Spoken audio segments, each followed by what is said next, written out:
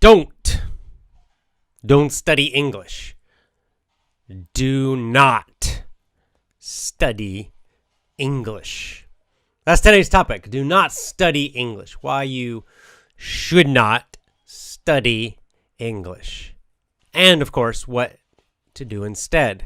What can you do instead of studying English? What can you do to improve your listening and improve your speaking instead of studying? So today we're going to discuss a topic that comes from a book. It's actually called The Little Book of Talent. It's kind of the second book. The first book was called The Talent Code. And it's a really interesting book. The Talent Code is about how do we learn skills? How do we learn skills, right? So there are lots and lots of great points in the book. So it's a big book, so you should really look at, I recommend you read the whole book, and maybe I'll do more pieces from the book. But today I'm gonna do one. Like I said, this is kind of from the second book he wrote, but the same topic. And it's called Play Games. Play, don't drill. Don't study, don't drill. Instead, play small, addictive games. So this is a secret to getting good at something, and you can do this with English. I'll talk about how you use this in English in a minute. But first, let's just let's read this really quickly, okay? So this is a tip. How can you learn faster? How can you learn faster? A skill. So he's not talking about memorizing ideas or facts, okay? This is not studying. This is something you have to do, right? Like English speaking is a skill. Taking an English test, that's just knowledge. You can memorize vocabulary and take a test and get a good score. But can you use the vocabulary when you're speaking? Do you understand the vocabulary in a real conversation?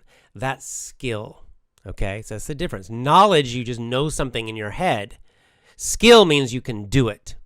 And so what we want is skill. What you want is English speaking skill. You want to actually speak English, not just pass tests. So, how do we do it? Here's one tip. How do you practice? He says the term drill evokes a sense of drudgery and meaningless. Okay, drill. You'll see this in some textbook. This word has a few meanings. It's also a tool that we can use to build things. But in this situation, what we're talking about, a drill is when you're just repeating something. You're just practicing it again and again and again and again, the same exact thing. Like, so for example, in soccer, you could just practice kicking a ball. Penalty kicks, for example. And you could just have an empty net and just kick balls into the net again and again and again and again. That would be a drill, right? And kind of boring, right? Kind of boring after a while, just kicking at a net, right? And in English, we do this, right? People just conjugate verbs, right? They just, you'll see it in textbooks, and you just have to do these drills where you just fill in, conjugate the verb, I don't know, to be, I am, he, she, is, right? And you have to write it out. That's a drill. It's very boring. There's no real meaning.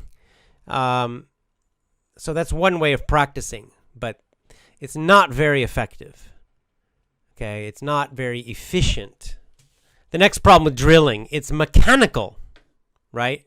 Mechanical, meaning it's like you're a machine. It's mechanical, repetitive, and boring. So he's saying, don't do that. Don't do drills. Drills are boring, and it makes your brain sleepy. Instead, games. Play games.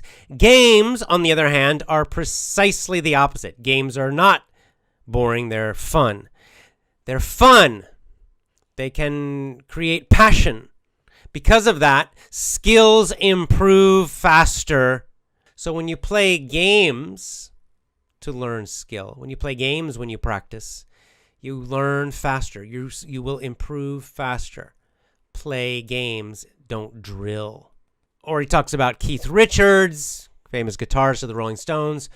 Okay, so he's saying Keith Richards used to make a game where he would listen to old records, old songs, blues songs, and he would try to just figure it out himself. Instead of just looking in a book, And in this way, he trained his hands, and he trained his ears to hear music better and to play music better. So the game was more effective. It gave him more skill. For example, in Vietnam, I did a lot of seminars and Southeast Asia. And we had this phrase, we'd say, play English. Don't learn English, play English. And this is the idea to make English playful, right? Because when you study English, when you practice English, you have in your mind like you're afraid to make mistakes, right? Don't make mistakes. Everything must be totally perfect. And if you make a mistake, of course, you're always trying not to make mistakes. But if you do make a mistake, what is your attitude? Do you laugh about it? Is it like, it's okay. I made a mistake. Try again. Or do you get upset and you feel bad, right? It's a very different mindset. When you take tests and you make a mistake, you get a big X, your score goes down. That's stressful. It's no fun. When you play a game and you make a mistake, you're still trying not to make mistakes, of course, but you can just laugh about it and just kind of say, oh, well, and then let's try again. Come on, let's go, right? It's a very, very, very different mindset. So this really works. So I highly encourage you.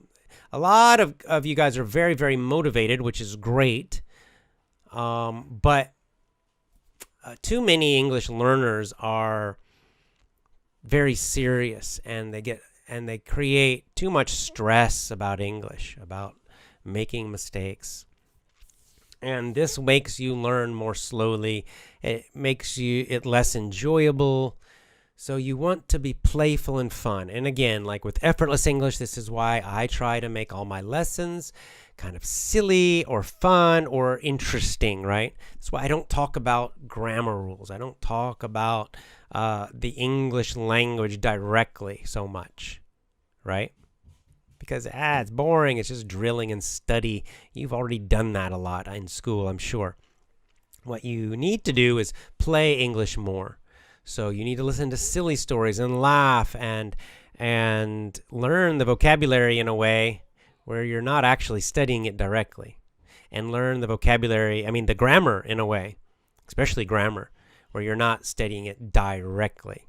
A little direct grammar is not going to kill you or anything, but in general, you want to be playful. And this especially is important when you start trying to speak and listen, right? And have conversations, because you don't want to be so heavy and serious when you talk to somebody in English. You don't want to be stressing out about your English.